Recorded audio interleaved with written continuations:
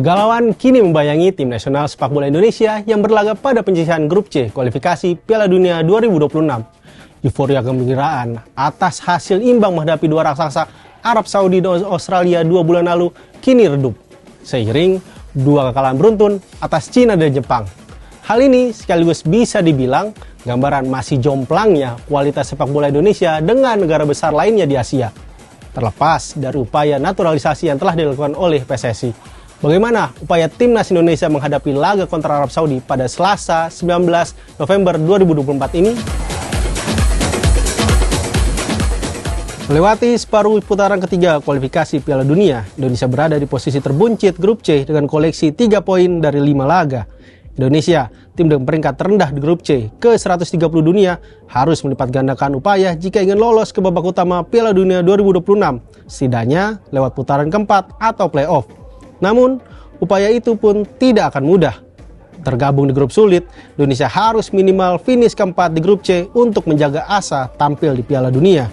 Usai menelan kekalahan dari Cina dan Jepang, kepercayaan diri para pemain mulai luntur. Ditambah, keretakan internal kini dikabarkan melanda skuad Garuda.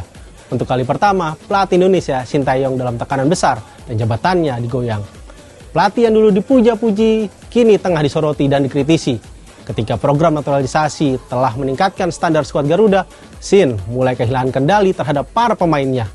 Sin mulai menunjukkan kebanggaan yang berlebihan terhadap akar asal-usulnya dari Korea Selatan.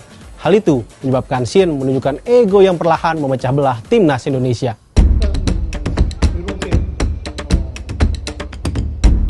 Memasuki tahun kelima di Indonesia, Sin belum bisa berbahasa Indonesia. Padahal, dalam kontrak terbarunya yang berdurasi hingga Juni 2027, terdapat klausul yang mewajibkan Sin belajar bahasa Indonesia.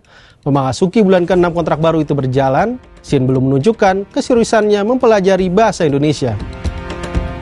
Keterbatasan bahasa itu yang menyebabkan munculnya masalah pada perjalanan skuad Garuda di putaran ketiga kualifikasi Piala Dunia 2026. Tanpa bisa berbahasa Indonesia dan Inggris, tentu hanya terjadi komunikasi satu arah antara Sin dibantu penerjemah dan anak-anak asuhannya. Komunikasi itu hanya berupa instruksi. Momen-momen Sin bercanda dengan para pemainnya tak bisa diartikan komunikasi terjalin lancar, sebab ungkapan canda hanya melibatkan kata-kata sederhana, beda dengan instruksi soal taktik sepak bola yang jauh lebih detail. Menurut sumber Kompas di lingkaran PSSI, pertandingan melawan Bahrain menjadi awal pemantik keretakan di dalam skuad Garuda. Seusai pertandingan, sejumlah pemain berusaha mengajak Sin berdiskusi setelah gagal meraih kemenangan akibat gol penyama kedudukan tim tuan rumah di penghujung laga. Namun, yang terjadi, Sin kurang berkenan dengan situasi itu. Kondisi itu menyebabkan sejumlah pemain menerima konsekuensi dari ego besar Sin yang ingin menunjukkan kekuasaannya yang tak terbantahkan di ruang ganti tim Indonesia. Menurut sumber Kompas, pemain-pemain yang mempertanyakan taktik Sin di Bahrain diganjar hukuman pada laga melawan Cina. Akibatnya, pada laga kontra Cina, Sin melakukan rotasi besar-besaran. Lantas, bagaimana peluang Indonesia dalam laga kontra Arab Saudi di BGK nanti? Indonesia sekali lagi tampil sebagai underdog pada laga nanti. Meskipun demikian, tampil di hadapan pendukung sendiri yang sangat fanatik semestinya bisa menjadi energi ekstra tim Garuda. Duel nanti menjadi kesempatan terbaik Indonesia meraih 3 poin, apalagi atas rival langsung. Hanya gejolak internal, terutama terkait isu keretakan, sedikit banyak bisa mengaruhi psikologis tim. Sangat tidak mudah untuk bangkit setelah menderita 2 kekalahan beruntun. Bisa dibilang, mental dan psikis pasukan Garuda kini berada di titik nadir. Mereka butuh suntikan moral untuk menghadapi Saudi, maka dukungan positif supporter menjadi sangatlah penting.